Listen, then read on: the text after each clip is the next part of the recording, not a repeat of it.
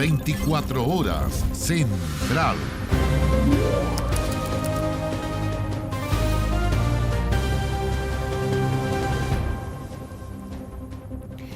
Muy buenas noches, ¿cómo están ustedes? Comenzamos esta semana noticiosa con las nuevas sanciones para los fiesteros de la pandemia, desde trabajos comunitarios, labores de trazabilidad, hasta la denominada muerte civil. Claro, estas son algunas de las propuestas para frenar a quienes insisten en estas fiestas, considerando que estos eventos prohibidos se multiplican en medio de un complejo momento de la crisis sanitaria.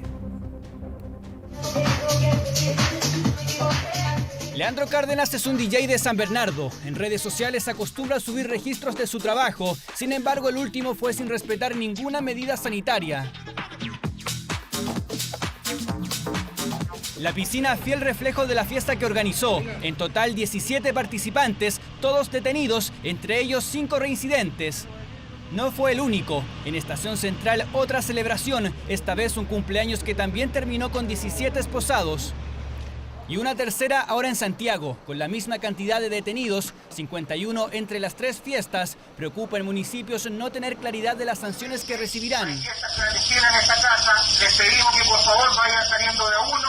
Queremos saber a quién se le ha cobrado la multa. Queremos que las multas efectivamente se paguen y que estas personas, como hay un proyecto de ley, se dediquen, por ejemplo, a hacer trazabilidad, que no les salga gratis. Es demasiado la situación grave, la situación nacional que está viviendo el país, como para que algunos porfiados, ya no sé si llamarlo así, continúen con esta actitud displicente, irresponsable. Es una de las propuestas para castigar a fiesteros e infractores que sean trazadores de casos de COVID-19, por ejemplo, destinados a call center, donde actualmente trabajan 270 personas. Por ahora es un proyecto de ley, se encuentra en debate en la Comisión de Salud del Senado. Aquí tiene que haber un ejército de trazadores, como lo hizo Corea del Norte, como lo hizo China, sea ejemplarizador para que haya un aprendizaje y que se haga con capacitación, se haga con apoyo. Si de castigos se trata, la denominada muerte civil es otra propuesta para fiesteros. Proyecto de ley que será presentado esta semana busca prohibir la renovación de documentos. En este caso se impediría renovar cédula de identidad, pasaporte y licencia de conducir, además de acceder a beneficios del Estado. Para que tengan sanciones duras de verdad, para que lo piensen 2, 3 o 4 veces antes de ir a esta fiesta, que no solamente ponen en riesgo su vida, sino que la vida de todos.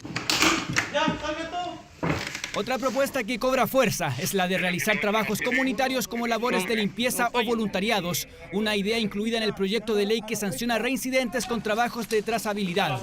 Los medios que hoy día tenemos ya son insuficientes. Inventar nuevas sanciones que requieren otra infraestructura me parece que es muy complicado. Hoy día tenemos que sancionar a los irresponsables con trabajo comunitario, ya sea con multas o también que vayan directamente a la cárcel. Una polémica surgida por la poca transparencia que acusan alcaldes, aunque desde el gobierno ratifican que las sanciones se están aplicando. Tenemos 1000 sumarios y todos terminan en sanciones monetarias.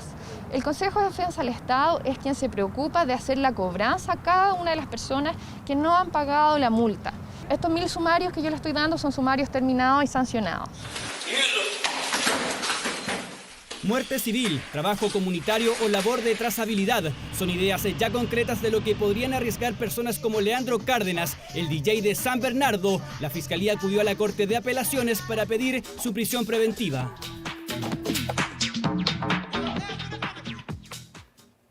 Bueno, lo siguiente la verdad es que es insólito. Fíjese que 61 ciclistas fueron detenidos en Lo Barnechea por no contar con los permisos y además sobrepasar en 1 hora la banda deportiva establecida hasta las 9 de la mañana. Hay toda una polémica con la famosa banda. Bueno, detenciones que se repitieron en puntos como Plaza Italia y el Parque Metropolitano y que abren la discusión respecto a una segunda franja para realizar deporte en las tardes. Claudio Arévalo tiene el informe. Instaurada la banda horaria comenzó también la polémica. Y es que claro, al mismo ritmo que ciclistas, runners o caminantes se toman pistas y calles, comienzan también a aflorar las malas costumbres. En este caso, personas que sobrepasan el horario establecido para recrearse y hacer deporte que va desde las 6 a las 9 de la mañana. Esto pasó el domingo en el Parque Metropolitano. Estamos recién con Carabineros donde se da ciertos minutos para que la gente abandonara, pero ya ha pasado media hora y todavía sigue saliendo gente del Parque Metropolitano. Ya hay 2 personas detenidas. Sé que está cerrado, parecer según el horario, a las 8:30. pero yo comencé a subir a las 8 y me dejaron subir. Entonces llegué arriba, me senté un rato arriba, cerca de la Virgen, porque no te dejen. No lo voy a acompañar en ningún problema, pero tengo derecho a expresarme, ¿no? Un segundo.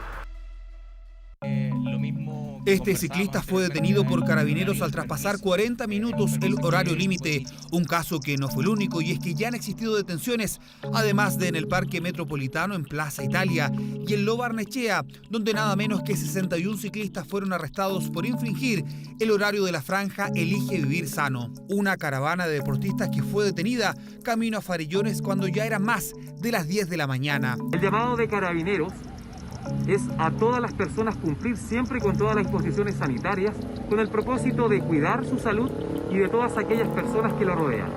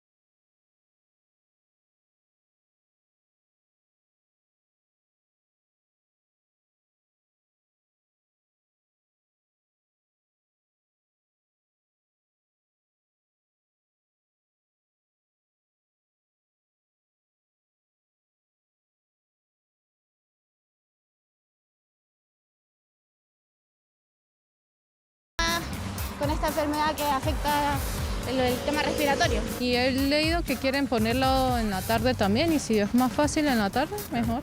Es un horario donde hay menor movilidad, donde hay menor interacción entre las personas, y por lo tanto también hay menos riesgo para los niños o para los padres de poder contagiarse. Otros horarios donde hay mayor movilidad, mayor riesgo de contagio, obviamente en este momento de pandemia nos parece que podría ser bastante complejo. Ante la dificultad de una segunda banda horaria, y hay personas que utilizan sus permisos de desplazamiento para realizar deporte, si bien el permiso se puede utilizar para estas actividades recreativas, está el dilema de gastar un certificado pensado para realizar trámites o acciones esenciales. La idea sería que uno pudiera utilizar esos permisos para hacer las compras de insumos básicos, otras cosas que uno necesita hacer, no para hacer deporte. Sí lo usaría porque en realidad el tiempo es muy limitado y hay gente que no se despierta en la mañana o que trabaja hasta la noche. A mí me parece que de todos los problemas que tenemos, ese es el menor de los problemas, porque la gente que está haciendo deporte habitualmente lo hace con las medidas sanitarias adecuadas, al aire libre. Un espacio recibido con alegría por miles de personas, una instancia de relajo, movimiento y distracción para un país agotado por la cuarentena, pero que al igual que otras actividades se contamina por la irresponsabilidad de aquellos que no respetan las medidas sanitarias. Vamos a otra de las polémicas del día. Pese a llevar 10 meses fuera del Ministerio de Salud, los dichos del ex jefe de la cartera siguen generando controversia. Pero esta vez Jaime Mañalich dijo que el presidente se equivocó al plantear que la inmunidad de rebaño se va a alcanzar en junio. Josefa Bustamante nos cuenta más. Avanza el proceso de vacunación con más de 7.370.000 personas inoculadas en el país, algo que, según los expertos, ayudará a disminuir las infecciones y en especial a bajar la cifra de hospitalizados y muertes. En medio de este proceso, el exministro Mañalich volvió a aparecer. Yo le diría que hablar hoy día con las variantes que están apareciendo de un objetivo de inmunidad de rebaño en el cual la vida va a volver a ser normal, no es posible.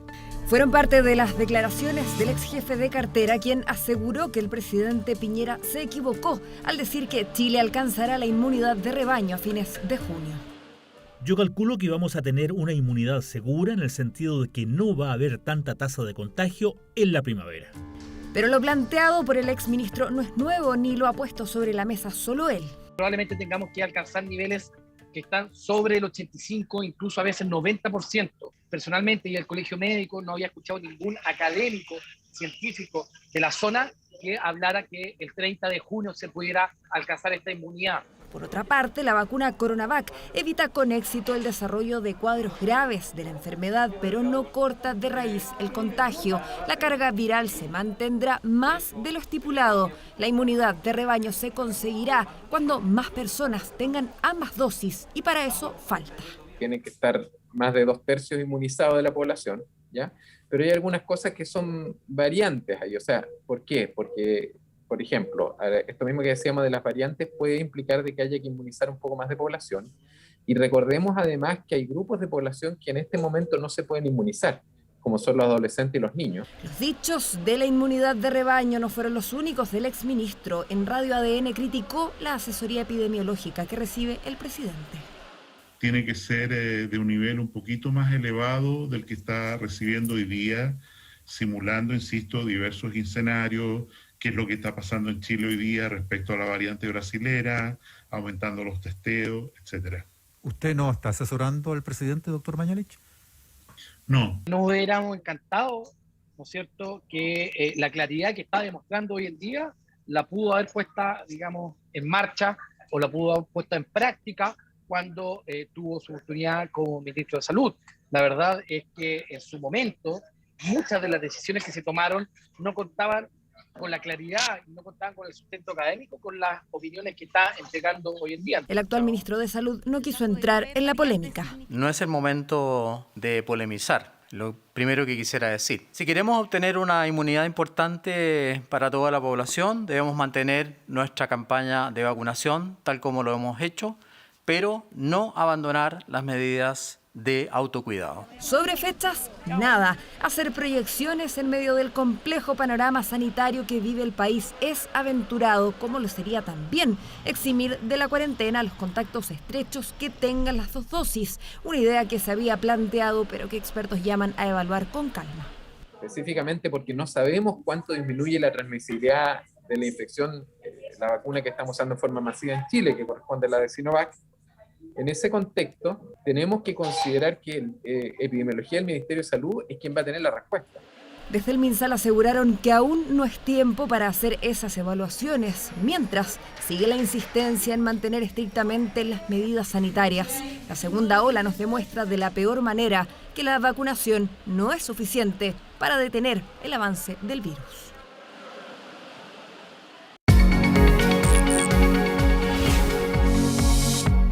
Bueno, estamos iniciando una semana muy noticiosa en cuanto al coronavirus. Ya estamos con el doctor Ugarte, precisamente, doctor, y veníamos viendo esta polémica que instala el exministro Mañalich.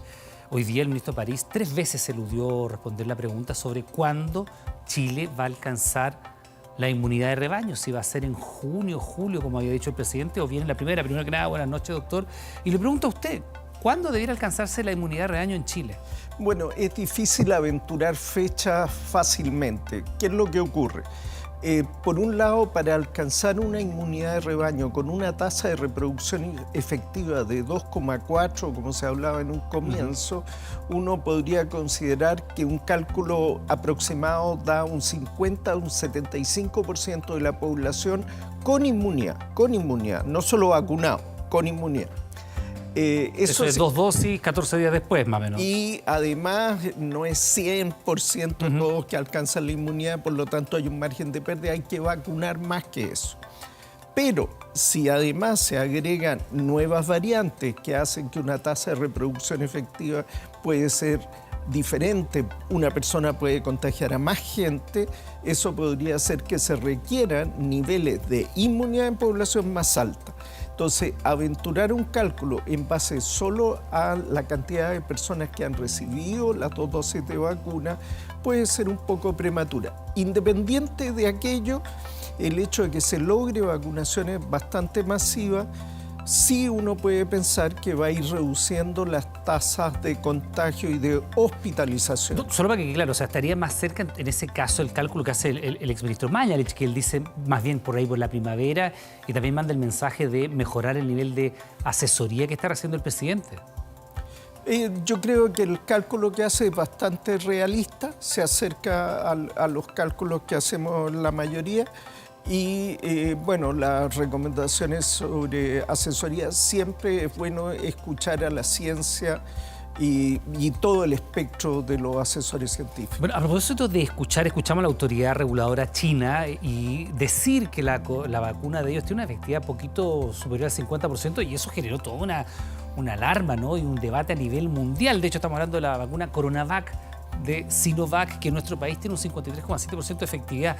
Y ahí, claro, empezó mucha gente a decir, bueno, esta vacuna entonces no sirve, y hay que explicar un poco esta cifra, porque es 53,7, evita que la gente se contagie, pero ya uno tiene que ver cuánto logra que impida que la gente haga un cuadro grave o que termine intubado, ¿no?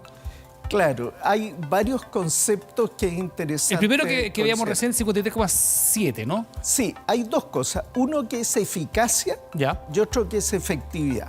Eficacia se mide en estudios controlados, con voluntarios, con las mejores condiciones uno mide la eficacia. La efectividad, en cambio, es en el mundo real, donde no son pacientes seleccionados, voluntarios sanos, sino donde hay gente que no tiene ese tipo de sesgo y tal cual se ve en el mundo real. Así que las cifras que mide Chile de efectividad son muy interesantes, porque no es lo mismo que un estudio donde está todo muy controlado. Ahora, vemos los otros índices y, bueno, la efectividad en general de las vacunas, y ahí tenemos los otros índices que son bastante... Ahora, ¿qué es lo que ocurre? Cuando comparamos eficacia de una vacuna contra otra, uno podría entender 95% significa que yo tengo un 95% de posibilidades de no enfermar. O si hay 100 personas vacunadas, 5 se van a enfermar y 95 no. No sé si...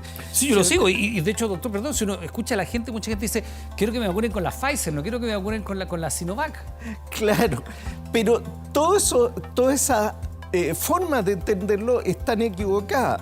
No significa que de 100 personas vacunadas, 5 se van a enfermar y 95 no. Entonces, doctor, para que la gente lo entienda, ¿qué significa en este caso la efectividad general de la Pfizer con un 95%? No, básicamente lo que significó es que se hizo el estudio y se vio cuántos de los voluntarios que recibieron placebo versus los que recibieron la vacuna, al final desarrollaron la enfermedad. Y se demostró en esas condiciones que esta vacuna lograba reducir el riesgo de enfermar, que obviamente no eran 5 de cada 100, que sería tremendo, en un 95%. Ahora, esto cambia según el momento en que se haga el estudio. Si hacemos un estudio cuando hay muy poquitos casos, hay muy poca carga viral, como fue el estudio de Pfizer o el estudio de Moderna, es una situación que cuando la hacemos en Brasil, con epidemia en Brasil, con una carga viral gigantesca, y en esas condiciones que reduzca el riesgo, es mucho más importante. Pero además, ¿qué riesgo nos interesa? ¿El riesgo de una enfermedad leve o el riesgo de tener una enfermedad grave, hospitalizarse o morir? Y ahí caemos en otro tema que tiene que ver con, evidentemente, con las mutaciones que se han visto a partir del virus y la posibilidad de que una persona se reinfecte, que se vuelva a contagiar. Y también está la discusión de qué hacer con la vacuna, porque la vacuna efectivamente se prueba en una cepa original, pero hoy día ya tenemos mutaciones, algunas de ellas bastante agresivas.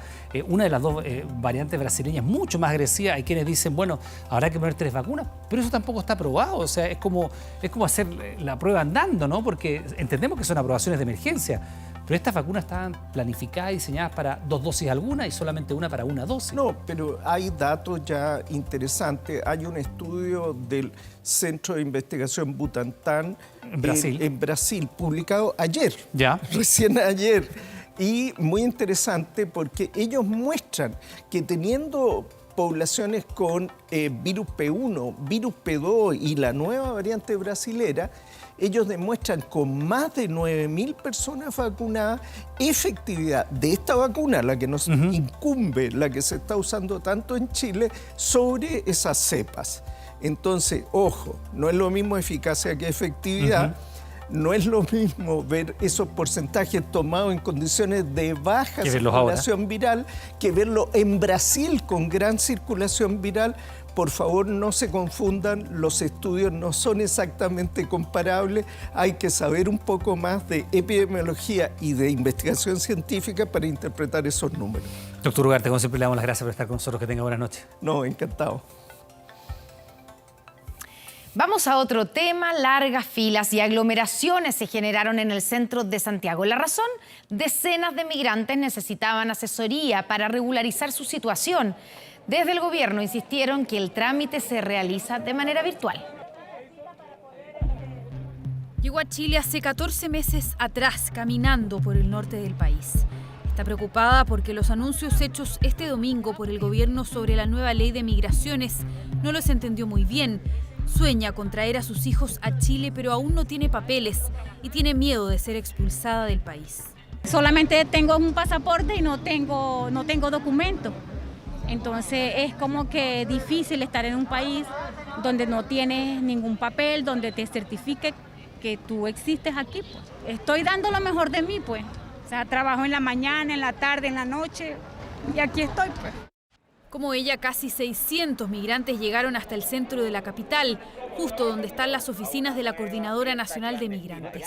La nueva ley facilita la expulsión administrativa de aquellos que no estén de manera regular en Chile, y varios de los migrantes dicen haber visto un mensaje en redes sociales que aseguraba que aquí los ayudarían a evitar esa situación. Nos enteramos por el Facebook que iban a estar aquí recibiendo solicitudes y venimos a trabajar y a hacer las cosas bien. Si nos ayudaran e intentaran hacer otra regularización, pues todo sería mejor. ¿Qué es lo que tienen que llenar? Un formulario y esperar que te manden un WhatsApp o algo así.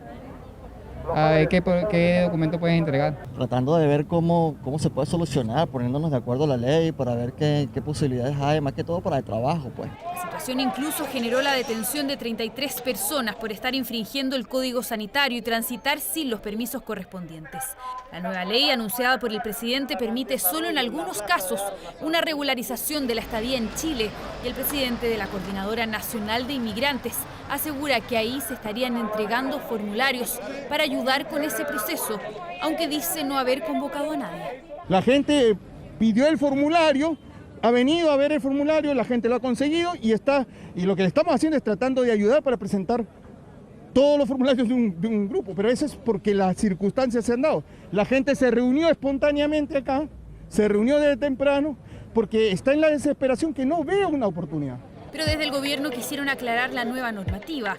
Para regularizar la situación migratoria hay dos requisitos. Solo podrán hacerlo aquellos migrantes que ingresaron a Chile antes del 18 de marzo del 2020 y que además lo hicieron por pasos permitidos. Ellos tendrán la opción de acceder a una visa temporaria por 6 meses. Una medida que está pensada específicamente en aquellos que ingresaron con visa de turista y que ya venció, o aquellos que, habiendo ingresado por un paso permitido, han perdido su trabajo producto de la pandemia y no han podido acreditar sustento económico. En ningún caso ese proceso va a ser presencial, menos obviamente en medio de una pandemia en donde lo que queremos es evitar aglomeraciones. La norma contempla que todos los casos de ingreso ilegal al país no podrán regularizar su estado de esta manera y podrían ser expulsados. ¿Qué pasa con quienes ingresaron después del 18 de marzo del 2020? Para aquellas personas que ingresaron a Chile después del 18 de marzo del año 2020, la alternativa va a ser salir del país y pedir en algún consulado de Chile en el extranjero la visa para volver a entrar.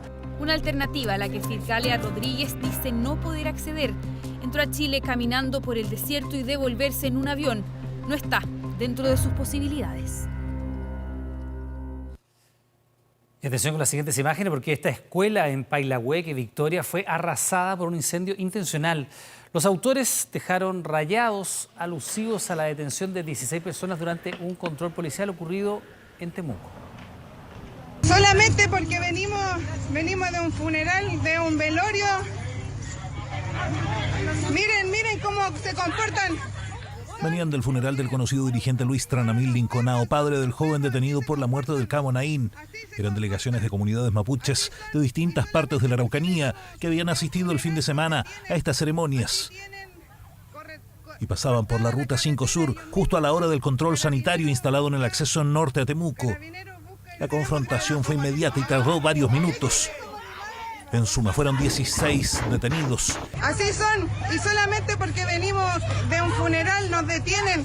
Así tienen cortada la carretera, ellos mismos son Carabineros, busca Carabineros busca el odio. Con chuecas y elementos contundentes enfrentándose al personal. Se logró la detención de 16 personas por infracción a la normativa sanitaria y entre estas personas también una por infracción a la ley de drogas y otra por mantener 2 órdenes de detención pendientes. Pero solo horas más tarde, al interior de la comuna de Victoria, sujetos fuertemente armados atacaron a balazos y prendieron fuego a la escuela municipal del sector. Duro golpe para las comunidades mapuches que eran directamente beneficiadas. Yo no entiendo, no sé qué tienen la gente en su corazón, en su mente, de destruir algo que no le hace daño. Aquí le quitaron la vida, el sueño a los niños. Profesores muy buenos, muy cariñosos los profesores. ¿Para qué hacen daño a la gente? De ver en la escuelita tan bonita que estaba. Da pena. Y no voy a poder trabajar con mi chiquillo. Harta pena. Como educador tradicional, harta pena, muy sentido. También estudié en este colegio, así que tengo sentimientos encontrados. Ya se iniciaron las indagaciones del ataque y de estos rayados que serán sin duda pieza clave en la búsqueda de quienes lograron escapar sin dejar más rastros que las consignas en favor de los 16 detenidos de Pillanlelbún. Cabe señalar que además estos individuos, amparados en la noche, lanzaron piedras y elementos contundentes a personal voluntariado de bomberos. Que fue justamente en un control que se están haciendo por la pandemia, en que se detienen a un grupo de personas que no contando con sus permisos transitaban por la zona. Esos hechos no pueden ser una excusa para atentados, para quemar una escuela como ocurrió en Pailahueque. Alumnos de prekinder y hasta 8º año básico tendrán que esperar por la fórmula que les impida perder el año, tal como perdieron su escuela, en medio de la oscuridad y la violencia armada que sigue actuando pese a los controles instalados en medio de la pandemia. Un velorio.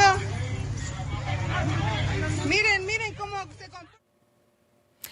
Todo indica que tendrá un amplio respaldo parlamentario. El proyecto del tercer retiro del 10% vive una jornada clave y una semana clave. Los apoyos oficialistas están complicando al gobierno. Mientras RN pidió al Ejecutivo liderar la iniciativa, la UDI solicitó que se respalde la propuesta de Joaquín Lavín para recurrir a los fondos del seguro de cesantía. Creemos que el gobierno se tiene que sumar a esta alternativa del tercer retiro. Deberán meterse a ayudar a tramitar el proyecto de ley. Y si no quiere hacer eso, al menos que no frene el tercer retiro yendo al Tribunal Constitucional. La solicitud es clara, sumarse y no entramparlo. Varios parlamentarios de Renovación Nacional ya se cuadraron con el tercer retiro y a su gobierno le pidieron apoyar y mejorar una iniciativa que ha recibido respaldos transversales. Yo voy a aprobar el 10%. También votaré a favor. En el primer retiro, 9 diputados de Renovación Nacional votamos a favor, en el segundo fueron 13 y seguramente ahora vamos a estar por sobre los 20. Apoyos que serán claves. Para que el tercer retiro sea aprobado en la Cámara de Diputados se necesitan 103 votos a favor. Si la oposición tiene asegurados 81 de ellos, solo faltan 22 respaldos oficialistas para que la iniciativa siga avanzando. Los últimos cálculos cifran en 26 eventuales de RN, decisión respaldada hace unos días por la Comisión Política del partido. Cada día percibimos que más parlamentarios de gobierno se están sumando a esta iniciativa. Por ejemplo, parlamentarios de la UDI, el partido que en principio se mantuvo en línea con el gobierno, que rechazó el primer retiro e incluso llevó al Tribunal Supremo de la Tienda a aquellos que votaron a favor, detonando la renuncia de 3 de sus diputados. En la bancada UDI hay 30 parlamentarios y se proyectan alrededor de 14 votos a favor. Y la única opción es este retiro del 10%. Yo voy a votar en contra porque creo que es algo que atenta finalmente contra los ahorros y el patrimonio que tienen cada uno de los chilenos. La única opción es aprobar, según algunos, debido a que el gobierno no respaldó la propuesta de Joaquín Lavín y Mario Desbordes de retirar dinero de los fondos de cesantía.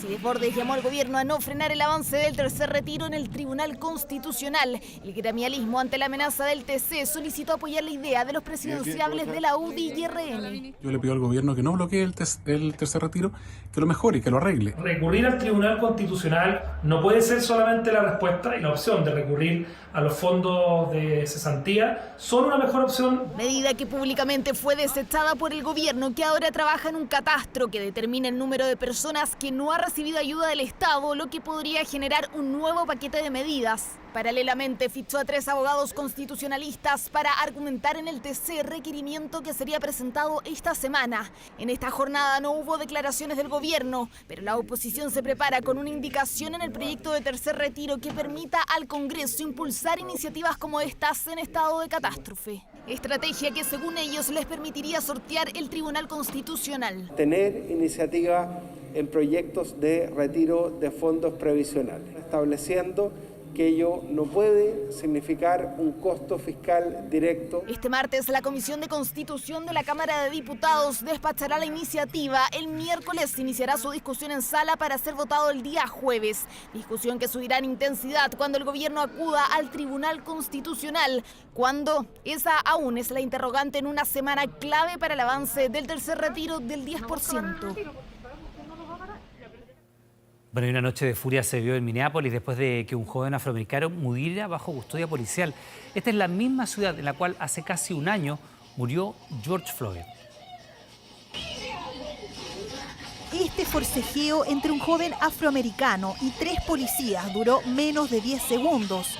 Sin embargo, fue suficiente para que un oficial disparara y Daunte Wright, de 20 años, cayera muerto. Me llamó y me dijo que lo estaban deteniendo por andar con el aire acondicionado colgando.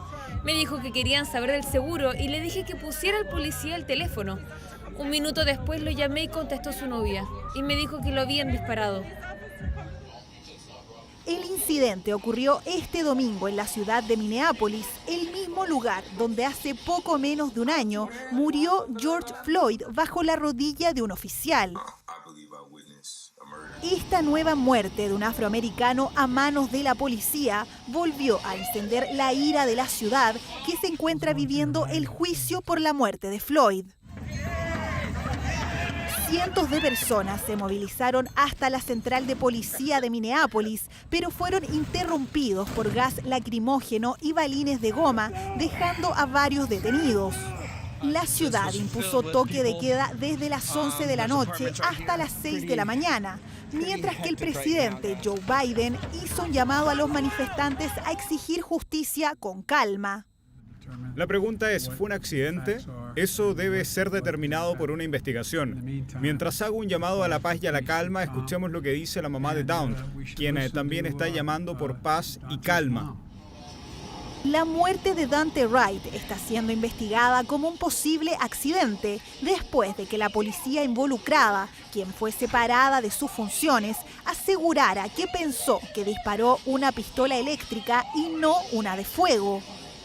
Un caso que recordó a la reciente detención de un militar afroamericano en Virginia, quien fue rociado con gas pimienta por un oficial durante una detención. El hombre acusó violencia desmedida y el policía fue despedido.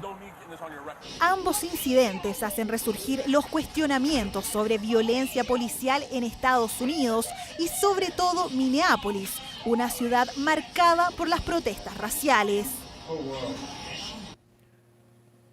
Aquí en nuestro país, ¿cuántas veces hemos escuchado de personas que son estafadas en el camino a obtener la anhelada casa propia?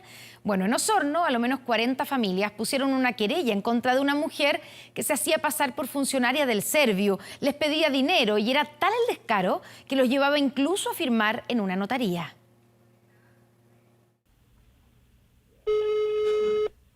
Usted será transferido a un buzón de mensajes. No contesta el teléfono, tampoco abre la puerta de su casa. Es como si se la hubiese tragado la tierra. En las redes sociales circulan varias funas con su nombre y su foto. Solo en Osorno hay cerca de 40 personas que acusan a Claudia Barría Saldivia de estafa. Lo que espero es que me devuelvan mi plata, que son casi 2 millones de pesos. Ella andaba con fardos de billetes, que es ludópata, y tiene problemas con los juegos de la maquinita. Hay gente que ha caído en temas de depresión por este tema, porque la señora ha estafado hasta con 2 millones de pesos. Cuando ella entra, María Paz fue una de las que confió en ella.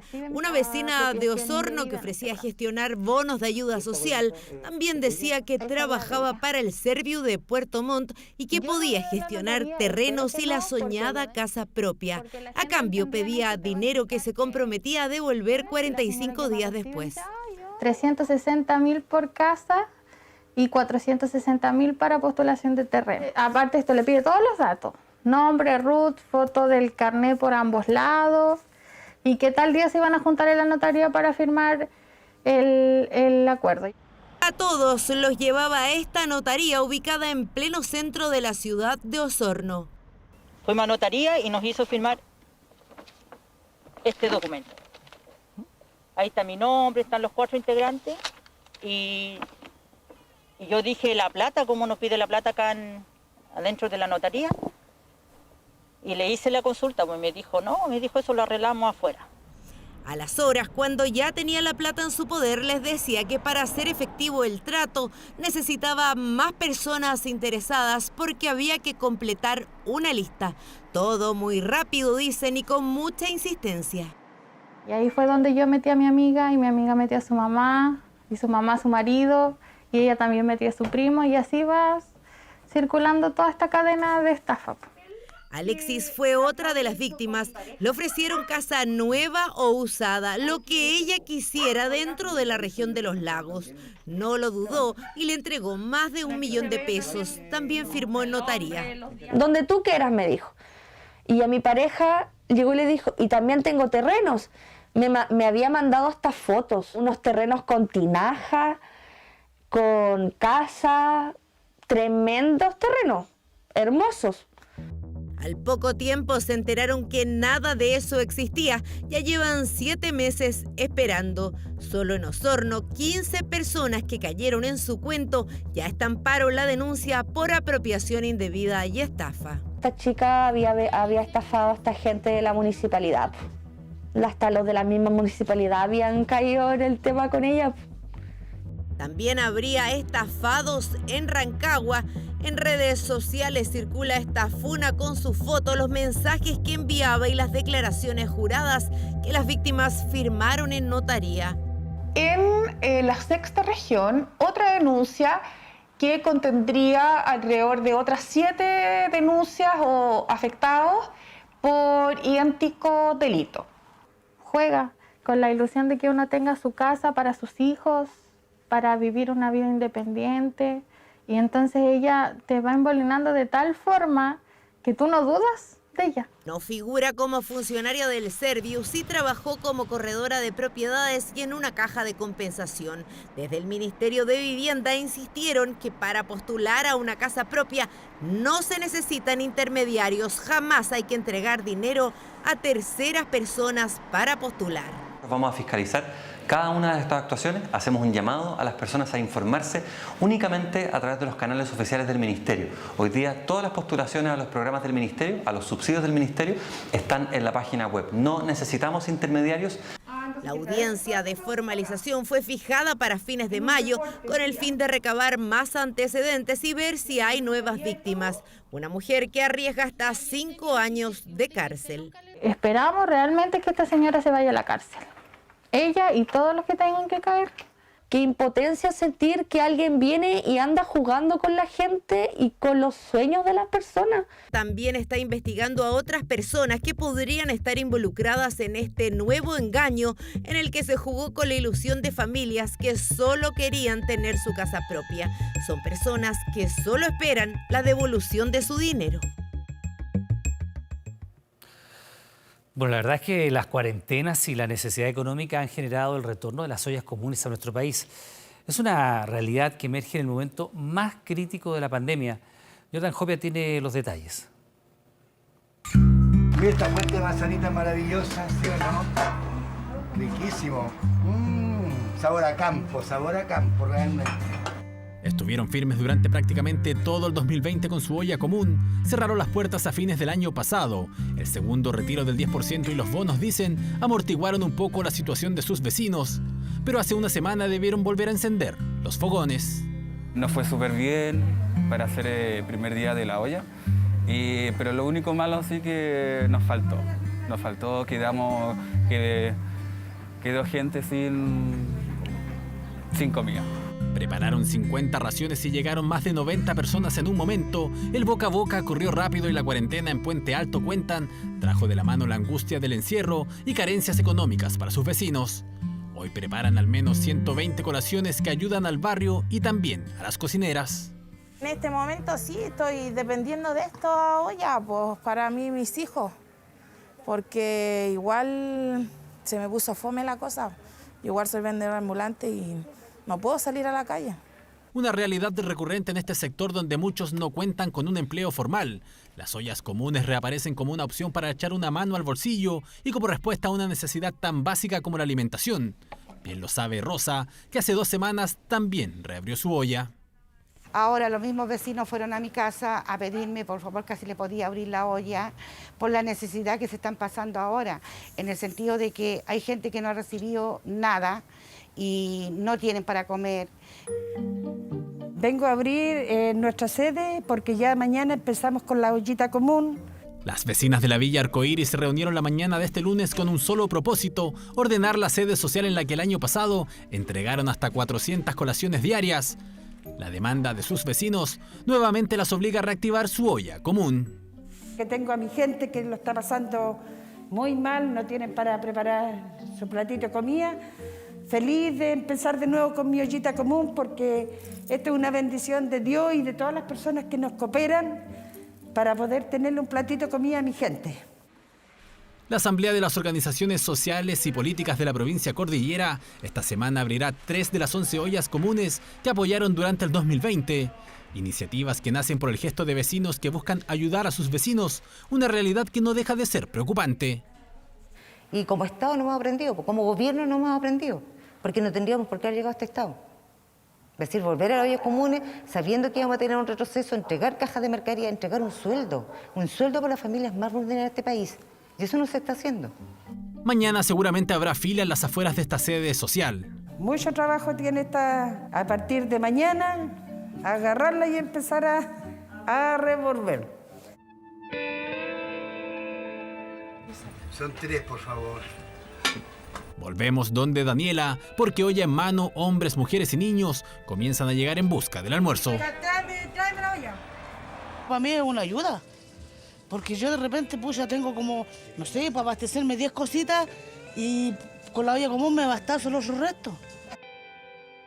Si yo de repente tengo que andar haciendo pololito, aquí lavo zapatillas, aquí lavo esto, ¿me entiendes? Y para poder tener para el pan, cosas así. Esta vecina nos cuenta que se separó hace poco y los ingresos en su casa ya no son los mismos de antes. Situación similar a la de este hombre, quien trabajaba en el circo, pero a quien ya no le alcanza para el sustento diario. Gracias, muchas gracias. Ya, las manzanas. Realmente yo voy a la feria a trabajar, pero tampoco se puede ahora. Puedo trabajar en Cachurero, Musá, por mientras que el circo sale. Bueno, y muchas personas que están en lo mismo, así que feliz con esto. Son las ollas comunes, nuevamente al rescate de los más necesitados. Es que la urgencia en distintos hogares se vive en este preciso momento. El 2020 dejó lecciones importantes en torno a la carencia de alimentos. Por eso urge agilizar cuanto antes la ayuda a estas familias.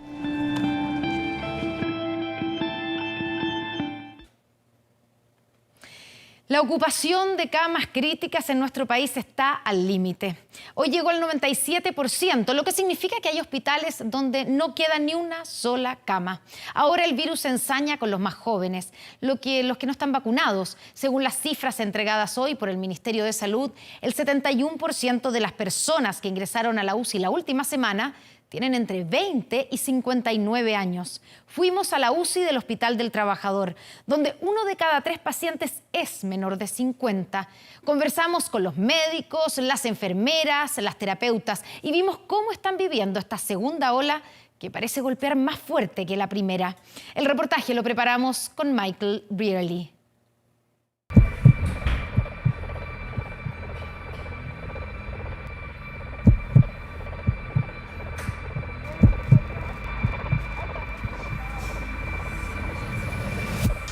Son las 11 de la mañana del día en que nuestro país supera por primera vez los 9.000 contagios y esta unidad de cuidados intensivos se enfrenta a una nueva emergencia.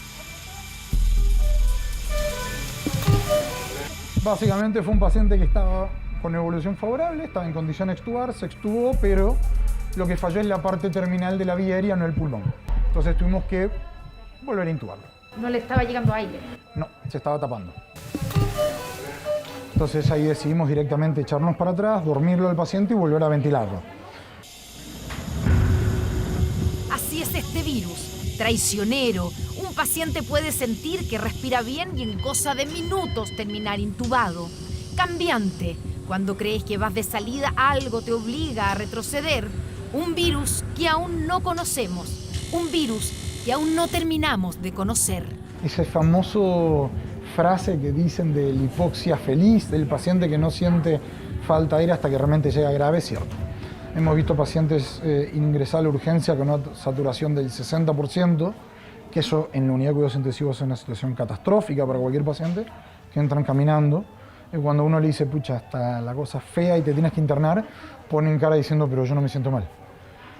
Y eso es el inicio de una situación bastante complicada. Tú eres Carlos, ¿cierto? ¿Sabes dónde estás? Yo te traje un material acá que dice dónde estás. Dice, estoy en el 2º piso del Hospital del Trabajador, que queda en la comuna de Providencia, en Santiago de Chile. ¿Sabes qué día es hoy, más o menos? Te voy a mostrar, mira. Estamos en abril del 2021. ¿Sí? Te lo voy a dejar por ahí puesto en la muralla para que tú lo puedas ver, ¿te parece? Posiblemente estoy desorientado en el tiempo. Pero dije, mira, estamos en tal día. Y su cara fue de asombro. Entonces posiblemente perdió la noción de cuánto tiempo ha estado acá. Después de semanas, incluso meses de estar intubados, sedados, en un coma inducido, los pacientes despiertan sin saber dónde están, qué día es. Incluso algunos no reconocen a su propia familia. Acá me dice que ese es Carlos. ¿Eres tú? ¿Carlito? Ahí me sale que es Ana, ¿tu esposa? Natalie Cornejo, terapeuta ocupacional, es el primer nexo entre el paciente y su familia. Al despertar, la idea es que él también despierte en un contexto más amigable y más familiar. Entonces ellos nos mandan las fotografías, nos mandan quién aparece en la fotografía o algún contexto de eso. Y le comentamos que más adelante también podemos hacer alguna videollamada o que nos manden videitos cortos. Además de las secuelas físicas del COVID, muchos de estos pacientes quedan con problemas cognitivos. Y el delirio es estar por ahí despiertos, pero con un pensamiento no completamente funcional, y sí deja secuelas a largo plazo, porque son pacientes que lo tenemos paralizados, con medicación muy profunda para tenerlos dormidos, e inclusive dosis alta de corticoides. Entonces se habla en estos pacientes de una miopatía del paciente crónico. Son pacientes que salen muy débiles, muchos de esos con un compromiso neurológico variable, que puede ser desde que están cansados y fatigados, hasta pacientes que no han vuelto a sus funciones habituales. Mientras el año pasado la mayor parte de los pacientes que estaban en esta UCI eran mayores de 60 años, hoy 1 de cada 3 tiene menos de 50. Hay uno que tiene 45 años, otro 43, 47 y aquí hay uno que incluso tiene apenas 29 años. Estamos viendo gente más joven y entre comillas más sano que antes. La mayoría de esa gente joven al principio eran pacientes con una obesidad muy importante. Ahora estamos viendo gente de 40, 50 años relativamente sanos. Y eso es lo más preocupante de esta segunda ola. A nivel nacional, la semana pasada, por primera vez ingresaron a la UCI más personas menores de 40 años que mayores de 70, como había sido hasta ahora. Jóvenes que aún no están vacunados. Tenemos, por ejemplo, 2 pacientes jóvenes sin antecedentes mórbidos, sin sobrepeso, que requirieron hospitalización y requirieron apoyo con ventilación mecánica invasiva. Siempre había un poco la falsa confianza de la gente que decía, yo soy joven, yo no tengo enfermedades asociadas, así que si es que me da a mí el cuadro, lo más probable es que sea leve y no pasa nada. Y eso llevó a que mucha gente también se confíe y llegue a tener una falsa tranquilidad. Mueren jóvenes, mueren mayores, mueren hombres y mujeres. Ya llevamos más de 30.000 muertos en nuestro país, entre casos confirmados y probables. Y con los 7.000, 8.000 y hasta 9.000 nuevos contagios de los últimos días, sabemos que parte de esos casos llegarán a una UCI como esta. Tenemos familiares que han llegado con el papá hospitalizado acá, los hijos hospitalizados arriba. Imagínate, familias enteras. Como todos los hospitales, el del trabajador ha tenido que transformarse. De un centro dedicado a los accidentes laborales con solo 6 camas UCI, hoy han habilitado 28 exclusivas para pacientes COVID. Esta mañana de viernes, cuando llegamos al hospital, solo quedaban 4 disponibles. Cuando nos fuimos varias horas después, las 4 ya estaban reservadas y sus ocupantes venían en camino desde otros centros hospitalarios que estaban colapsados. Y nos agarra una segunda ola con equipos que están más cansados, que tienen menos gente para poder enfrentar esta nueva contingencia y que, a diferencia de la primera ola, está siendo más fuerte y nos han pedido que aumentemos más camas. Los contagios siguen aumentando y vemos que, a pesar de las medidas que se están tomando de reinstaurar cuarentenas y demás, los casos siguen siendo muy elevados. Y tú decís, salía agotada de esta cuestión y veía a toda la gente afuera así como que nada pasara. Es duro. Pese a las estrictas medidas sanitarias y a que toda la región metropolitana está en cuarentena, la movilidad no ha disminuido más de un 30%.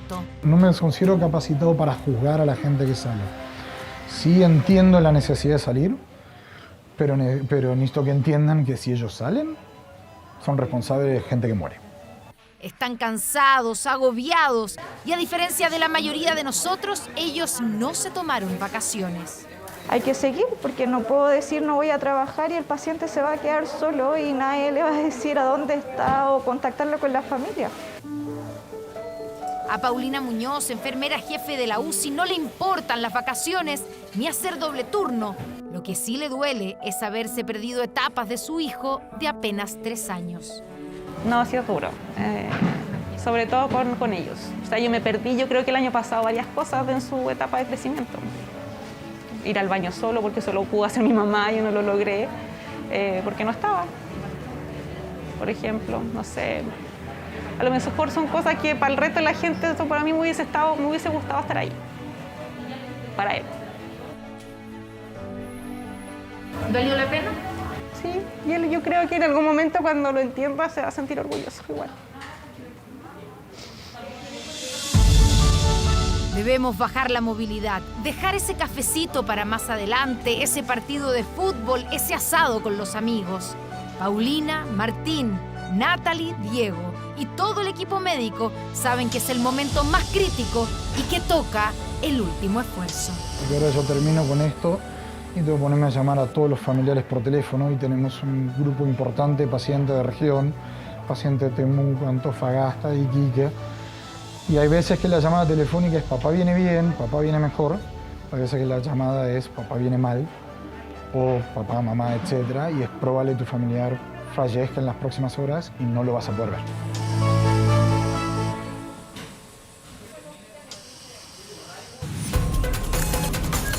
Frontera Global. Era evidente que habría segunda vuelta presidencial en Perú, pero hace una semana hablábamos de varios candidatos que tenían posibilidades de pasar a segunda vuelta. ¿Quiénes finalmente van a competir por llegar al Palacio Pizarro? Anwar Farrán, con todos los detalles para analizar lo que ha sido esta primera vuelta presidencial en Perú. ¿Cómo estás? Buenas noches. ¿Qué tal, Connie? Un gusto saludarte. Bueno, ya estamos con Frontera Global. ¿Te acuerdas que la semana pasada decíamos acá que la elección en Perú estaba muy apretada, muy reñida? Fíjate que estaban todos empatados. Pero tan apretada que el candidato que estaba en la 7ª ubicación, de acuerdo a los últimos sondeos, a las últimas mediciones, terminó en el primer lugar en esta primera vuelta presidencial y pasa, por supuesto, a la segunda. Te quiero invitar, Connie, a que revisemos acá en nuestra imagen, ¿no es cierto?, cuáles son los resultados cuando ya tenemos más del 90% de los votos válidamente emitidos y escrutados. Seamos francos, esto fue una sorpresa no solamente para el resto del mundo, para el resto de Latinoamérica, sino que también para muchos peruanos. Pedro Castillo, un candidato de izquierda, profesor sindicalista, se queda con el 18.9% de los votos. Como tú decías, un candidato que hace un mes apenas figuraba en las encuestas, un 2% tenía. tenía. Efectivamente. Hay incluso algunas cadenas de televisión que cuando dieron la noticia ni siquiera tenían la foto, para explicar un poco la magnitud de la ausencia de esta figura que muchos daban en la 7ª posición, pero terminó en el primer lugar. Mira, fíjate, Keiko Fujimori con un 13.2%. En el segundo lugar tenemos a Hernando de Soto, 11.8%. Ganador en Lima, ya vamos a ver por qué es tan importante eso. Y también tenemos en el cuarto lugar a Rafael López Aliaga con un 11.8% de las preferencias. Pero muchos aún no lo conocen, pese a que es un importante dirigente sindical y de profesores. Pero ¿quién es y cómo piensa Pedro Castillo? Vamos con el perfil del hombre que apuesta por ser el próximo presidente peruano. Vamos con la nota. Como ocurre durante gran parte del año, la ciudad de Lima amaneció nublada y los electores peruanos un tanto confundidos. Al lado de los kioscos muchos se agolpaban para ver los titulares porque pese a que en la capital del país ganó Hernando de Soto, en el resto se impuso un candidato inesperado. Pedro Castillo Terrones, de 51 años, un político y sindicalista de izquierda, quien llegó a caballo a emitir su voto. Hasta altas horas de la noche hubo festejos en la norteña Cajamarca, región de la cual es oriundo Pedro Castillo, un profesor de escuela que se hizo conocido en 2017 por encabezar una paralización nacional de 3 meses para conseguir mejoras sociales en el magisterio peruano. El símbolo del partido Perú Libre dio un discurso frente a sus seguidores. Castillo, quien tiene un máster en psicología educativa, apunta contra los poderosos y la corrupción. Quiere llamar a una asamblea constituyente para cambiar la Carta Magna de 1992. Yo quisiera extender no solamente mi saludo, sino mi eterno agradecimiento. Hoy al pueblo peruano se le acaba de quitar la venda de los ojos. En las mediciones de principios de mes, Castillo aparecía en el 7º lugar de las preferencias. Sin embargo, terminó primero. De todas formas, la segunda vuelta de estas elecciones no serán fáciles. Y para entender aquello, basta escuchar a los propios peruanos. No sé qué pasará con la segunda vuelta, porque creo que está Keiko, ¿no? Ahora, si votamos por Keiko, volvemos a lo mismo. Ahora, si votamos por Pedro Castillo, va a cambiar todo el Perú. Yo pienso que Pedro Castillo sí puede ser un peligro si fuera elegido como presidente, así que esperemos que la segunda vuelta sea alguien positivo y tampoco nos vayamos por el fujimorismo, ¿no? Pero la otra candidata que pasó a segunda vuelta sería precisamente Keiko Fujimori, líder del partido Fuerza Popular. Muy ilusionada con la oportunidad que el pueblo peruano me viene dando de seguir en carrera hacia la segunda vuelta. Nos toca ahora esperar los resultados oficiales con tranquilidad y con prudencia. Contrario al Tribunal Constitucional de su país y detractor de una orientación de género en la educación peruana, Pedro Castillo promete impulsar una agenda de izquierda para cambiar al país. Mientras otros viven en la gran opulencia, mientras otros están con cuello y corbata detrás de un pupitre. Es la historia de la que comenzó como una tímida campaña electoral focalizada en las regiones andinas del país y que ahora tiene a Pedro Castillo peleando la presidencia peruana. Faltan segundos para las 22 horas y les recordamos que a partir de este momento Televisión Nacional de Chile está autorizada a transmitir programas para mayores de 18 años. Anuar en el balotaje, ¿cierto? La segunda vuelta, por tercera vez va a ir al nombre de Keiko Fujimori. Y lo que muchos se preguntan, Connie, es qué va a pasar finalmente en esta segunda vuelta. Mira, te quiero invitar aquí también en nuestra pantalla a que revisemos cuál fue el comportamiento electoral que se vio en el país y te quiero contar por qué esto es muy importante. Mira, tenemos a Pedro Castillo con el color verde. Él fue ganando en la zona sur del Perú y en algunos sectores del norte. Hizo una campaña bastante inteligente porque él sabía que no tenía mucho apoyo en Lima y se concentró en el Perú profundo, que finalmente le está dando este 18 y tantos por ciento, 0.9%. Es una izquierda más bien rural. Efectivamente. Exacto, parecido al fenómeno de Evo Morales. Tienes toda la razón. Yo creo que también es muy apropiado poder comparar con las diferencias, por supuesto, naturales que tiene un peruano con un boliviano, pero en este caso el símil, efectivamente, de Evo Morales podría ser Pedro Castillo. Fíjate lo que ocurre acá con Keiko Fujimori. Ella fue ganando votos en la región amazónica y en la región del norte. Y acá tenemos algo que es muy importante. El puntito azul que está allá es Lima y también involucra a Callao. ¿Quién ganó acá? Ganó Hernando de Soto. ¿Quién no compite en la segunda vuelta?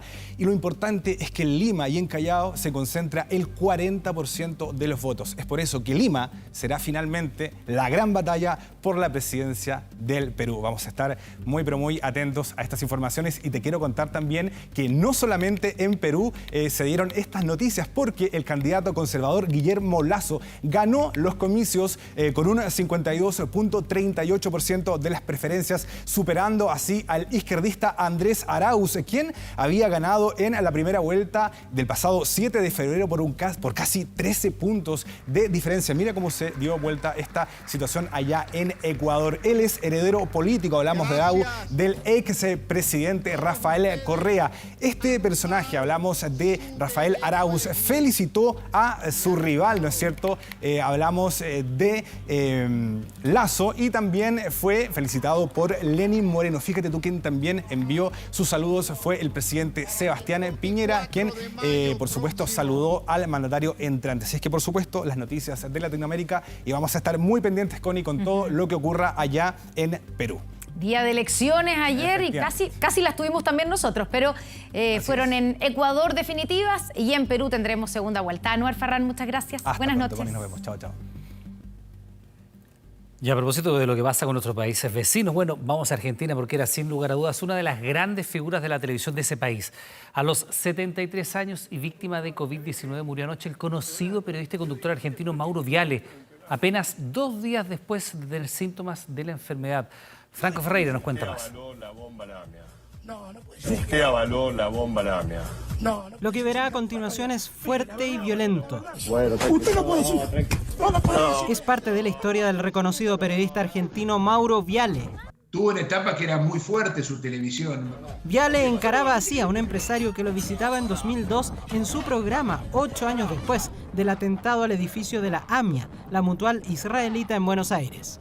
Y entra directamente en la televisión de alto impacto. Con un estilo directo que sumaba episodios. Un accidente de tránsito muy importante, muere un niño atropellado por un auto. Invita a los padres del niño al estudio. En un momento dice, tengo una sorpresa para ustedes. Corre una cortina y está el auto que atropelló al nene. Yo miraba algunos videos y decía como, Isidora, ¿cómo estás? Soy Mauro. Hola Isidora, soy Mauro, buenas tardes, ¿cómo está? Heavy en el sentido de que ya no va a estar. Es como nadie te va a saludar así, nadie te va a decir eso. Una joven chilena es, en estas horas, una de quienes más cercanamente sienten la partida del periodista. Despachaba a diario ella desde Chile para el programa de Viale y asegura: su forma de opinar, su forma de gesticular, etcétera, todo era muy Mauro, muy serio. Lo de la seriedad es medio relativo, porque Mauro era muy audaz, entonces él siempre estaba en el borde de la seriedad. Mauro, jamás te vería en mi vida. Me importa un joraca que me vea. Yo jamás te vería a vos, me parece que sos un actor del montón. Uno de los grandes amigos de Diego Armando Maradona en el periodismo fue Mauro Viale, quien así lo agasajaba con ricas pizzas en alguno de sus programas. Sí, que es un programa a tu medida, ¿eh? Tomá. Y comé tranquilo. Relator deportivo en el Mundial de México 86, la prosa de Viale quedaría a la vera del barrilete cósmico de Víctor Hugo Morales, pero ese relato fue por radio. El que escucharon los argentinos por el único canal de televisión que transmitía el partido fue el de Mauro Viale. ¡Golazo de Maradona! Y como ese carrerón del 10, la carrera de Viale fue así de intensa. Se convierte en un actor importante del talk show político, que tenía la característica de que él invitaba a todo el mundo, ¿no? De hecho, ayer cuando fallece Mauro, lo saludó todo el mundo. Cristina Kirchner, Mauricio Macri. Todos conmovidos, todos sorprendidos también. Y yo el viernes no lo vi bien y le dije, Mauro, ¿te sentís bien? Y me dijo, sí, es el efecto cansancio de la vacuna. ¿Padecía algún tipo de enfermedad, algo de base que le pudiese provocar esto? No, absolutamente nada. Mauro era un hombre muy sano. En apariencia sano y trabajando a sus 73 años, recibió la primera dosis de su vacuna para el COVID el día jueves. Tuvo fiebre el viernes, fue internado el sábado y murió el domingo. Un gran provocador, le gustaba pelear, hizo la televisión de una forma distinta, donde el protagonista era la noticia. Y el COVID vuelve a pisar fuerte también en esta historia, advirtiendo a los argentinos sobre un proceso de vacunación que marcha lento y en medio del cual falleció el reconocido conductor y periodista Mauro Viale, un ícono de la televisión argentina. Comunicar mi decisión de no seguir adelante con una postulación para presidir Blanco y Negro. Se baja de la candidatura. La palabra de Marcelo Bartichotto dice, no quiero ser presidente de Blanco y Negro. En un día donde salieron a la venta acciones, pero nadie las quiso. Otra movida de ajedrez. Sigue esa pelea interna en la directiva de Blanco y Negro. Vial por un lado, Moza por el otro. Desgraciadamente esto perjudica, ¿no?, en términos deportivos a la institución. Vamos a ver detalles en la siguiente nota. Mira.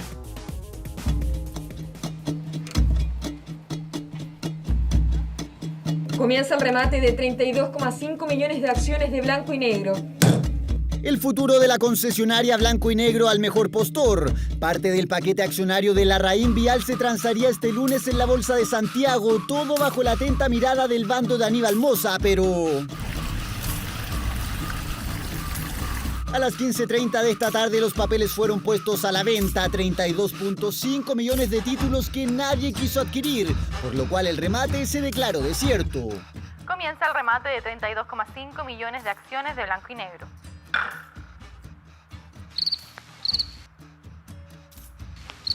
Se declara desierto el remate.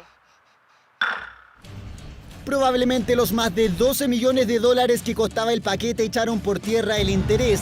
Eso, sumado a la actualidad institucional y deportiva, no hicieron atractiva la compra. Con el grupo Larraín aún en el directorio Albo, la duda es saber qué ocurrirá con los títulos de Moza. He decidido no vender mi paquete accionario de Blanco y Negro. Tal como ocurrió en el 2017 con su primera venta fallida, pero esta vez Aníbal Moza, a través de su fondo de inversiones, adquirió el sábado recién pasado cerca de 1.300.000 acciones, aumentando en 1.3% sus papeles. Jugada maestra, eso solo se verá con el tiempo. Palabras, quisiera comunicar mi decisión de no seguir adelante con una postulación para presidir Blanco y Negro. Incertidumbre fuera y dentro de la cancha que terminó con el hasta ahora único candidato a la presidencia declinando su intención a menos de una semana de los comicios en la Junta de Accionistas. También se abren nuevas preguntas. ¿Moza repostulará? ¿Alfredo Stowin llegará a la presidencia? ¿Qué dice el Club Social y Deportivo? Asimismo, existe un evidente escenario de incertidumbre dentro de la concesionaria, al interior de la cual nunca se dieron las muestras necesarias de apoyo para una alternativa como la mía. Eso además que Quinteros no ve la luz al final del túnel, nueva derrota que además los dejó casi sin defensas. Un problema más que se suma al juego de tronos entre accionistas de la concesionaria que se quedaron solo en amenazas de devolver el cacique a su gente. Como Universidad de Chile manifestamos nuestra más profunda molestia por la acción de Ángelo Hermosilla. Y otra polémica en el arbitraje del fútbol chileno. Un grave error de procedimiento, tiene hoy día a los azules molestos, a Universidad de Chile. Un gol anulado en el último minuto, en el empate 0-0 frente a Deportes en La Serena. Rápido, como pocas veces visto, la comisión de arbitraje entregó anoche un comunicado y hoy una declaración en pantalla del jefe de los árbitros señalando que estuvo bien anulado el gol, pero que el error de procedimiento fue grave. Mira. No nos llevamos los 3 puntos por un error arbitral. Minuto 87 y la mayor polémica del campeonato era protagonizada por el juez Ángelo Hermosilla. Tiro libre para la U, golazo. Pero luego de los reclamos de los jugadores de La Serena, decidió anular la anotación de Mario Sandoval. Le dijo a un jugador, no supe qué hice, me confundí. Y luego a mí me dijo que había anulado el gol, lo había repetido porque él todavía no había autorizado con el silbato la ejecución. Hermosilla estaba confundido y este lunes la comisión de árbitros salió a respaldarlo. En esta situación, el árbitro otorga, como queda de manifiesto, la señal para que se ejecute el tiro libre directo. Pero luego de la señal, un jugador atacante se incorpora a la barrera defensiva.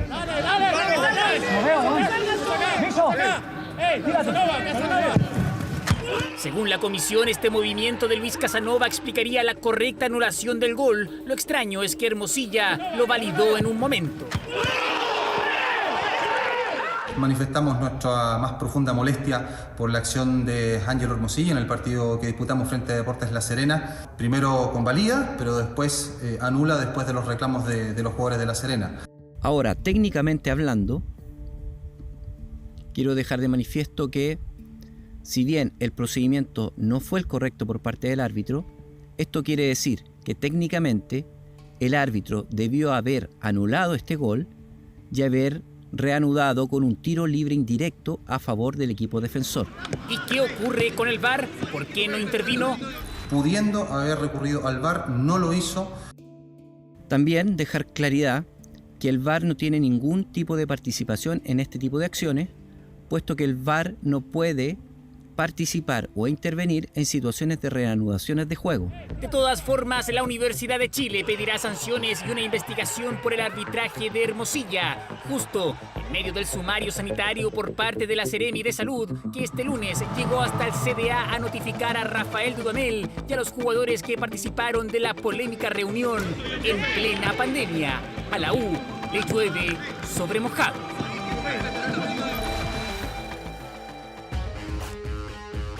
Y qué bueno que la Comisión de Arbitraje salga a transparentar esta situación, a dar una explicación. Claro que no siempre lo hacen, ¿eh? Es un tema que debería ser siempre. ¿Por qué lo hacen solamente con los equipos que tienen una mayor convocatoria y repercusión? Ahí están discriminando, porque otras veces no pasa nada, con arbitrajes aún más polémicos. Hay audio de VAR cuando juegan los equipos grandes, que nada tienen la culpa, si el tema es la discriminación que hacen los árbitros, la comisión y también la NFP para transparentar absolutamente todo. Vamos con otro tema, Lance Armstrong. Está la polémica otra vez, tras ser despojado de sus 7 títulos del Tour de Francia por haber competido con la ayuda de sustancias prohibidas. Ahora lo acusan de dopaje tecnológico. Mira. Considerado uno de los ciclistas más exitosos de la historia, por años invencible, un personaje que trascendió al deporte, el único en ganar 7 veces de manera consecutiva el Tour de Francia. Lance Armstrong. 7 tours que después se lo arrebataron luego que fuera acusado de dopaje en 2012 por la Agencia Antidopaje de Estados Unidos. Aquella vez lo suspendieron de por vida y vino esta histórica confesión. ¿Sí o no? ¿Alguna vez tomaste sustancias prohibidas para mejorar tu rendimiento en el ciclismo? Sí. ¿Sí o no? ¿Una de esas sustancias fue EPO? Sí.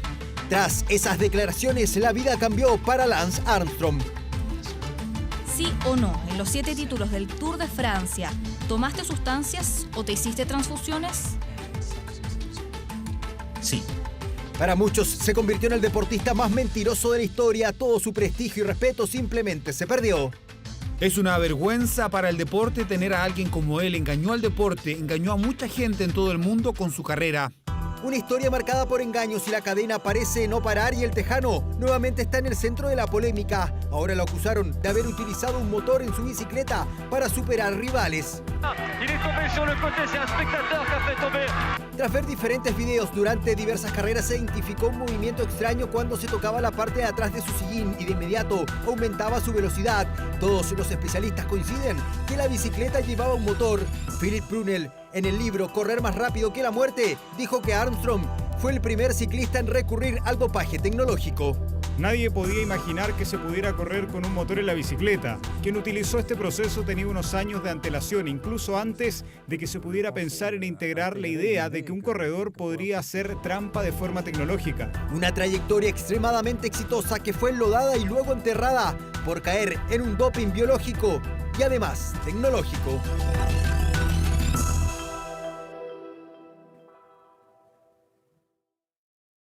El sueño olímpico está tan cerca, 90 minutos. La opción de que la selección chilena de fútbol femenina logre clasificar a la cita de los 5 anillos a Tokio. Mañana el segundo partido frente a Camerún. Recordemos que el primer partido el día sábado fue triunfo para la Roja por 2-1.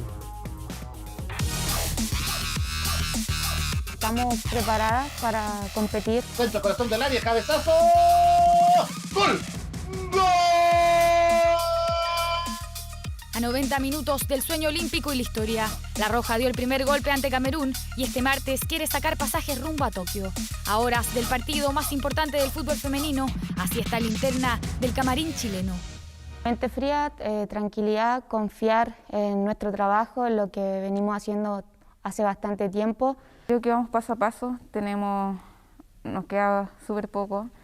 Esperamos que se nos den los resultados. Chile no tiene bajas y con la ventaja de sus 2 goles anotados, los olímpicos se ven cada vez más cerca. Claro, Letelier y su equipo lo toman con calma, aún falta lo más importante del camino. Vamos a entrar con la máxima concentración, vamos a entrar con una ilusión de conseguir un objetivo y para eso tenemos que dejar todo en la cancha. Un duelo por la historia, la calculadora y los resultados pueden dejar a Chile en Japón. Incluso perdiendo por la mínima ante las africanas puede haber festejo. Un arma de doble filo si los nervios juegan en contra. Cada partido, indistintamente la relevancia o la magnitud que tenga, genera cierto nerviosismo, que siento que es bueno porque eso te permite estar alerta. Viene el centro al primer palo, el pivoteo. La revancha más esperada por la Roja femenina en su historia. El cupo por el repechaje a los Juegos Olímpicos de Tokio tendrá nombre. Este martes 13 de abril. Mañana al mediodía, ojalá con mucho éxito para la selección chilena de fútbol femenina. Me despido, ya continúa la información con Connie e Iván en 24 Horas Central. Buenas noches.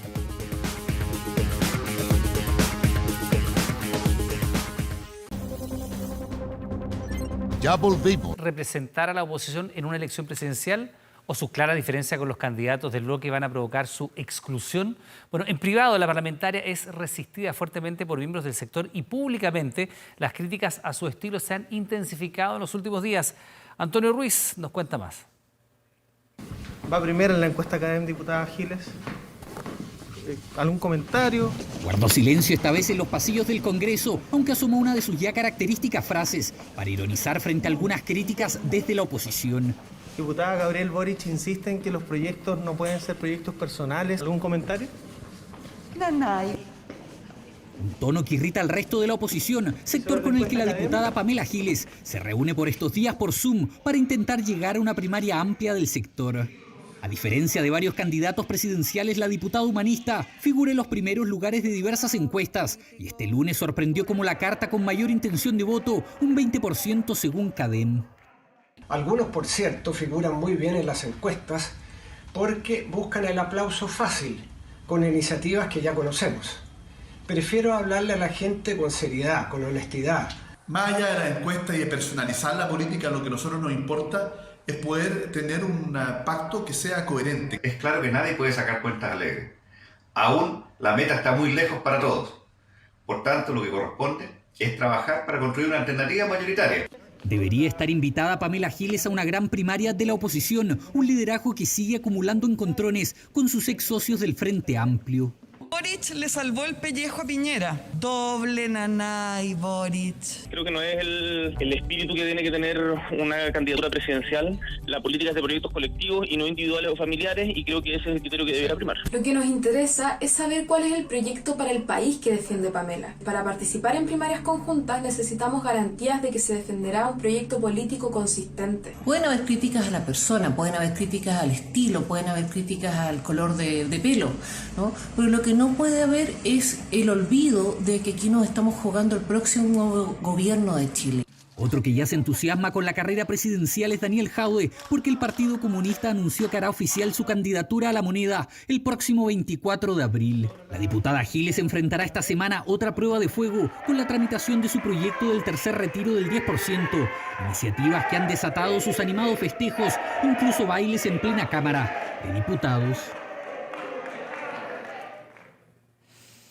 Bueno, y hablando de candidaturas presidenciales, Sebastián Sichel sería parte de las primarias presidenciales de Chile Vamos. En las próximas horas, el conglomerado lo invitará oficialmente. Hoy el primer paso lo dio Evópoli. A través de una carta, el partido cuyo candidato es el exministro de Hacienda, Ignacio Briones, oficializó la invitación al extitular de Desarrollo Social.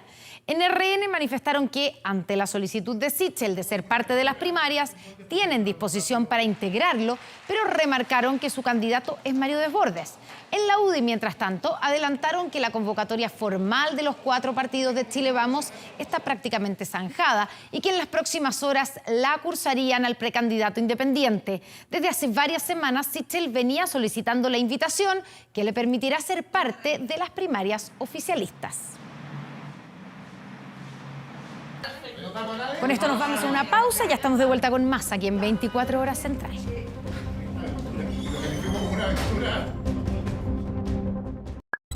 24horas.cl. Búscalo y encuéntralo así en nuestra plataforma. Conoce a tu candidato o candidata de 24horas.cl con más de 1000 propuestas de candidatos constituyentes y un buscador por nombre, apellido o comuna.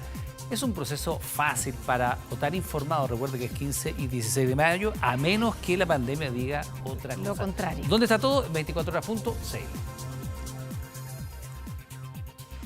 Terminamos aquí las noticias. Muchas gracias por informarse con nosotros. Y ahora viene un nuevo capítulo de Fuerza de Mujer, así es que quédense en TVN y disfrútenlo. Que tengan buena noche, muy amable. Buenas noches.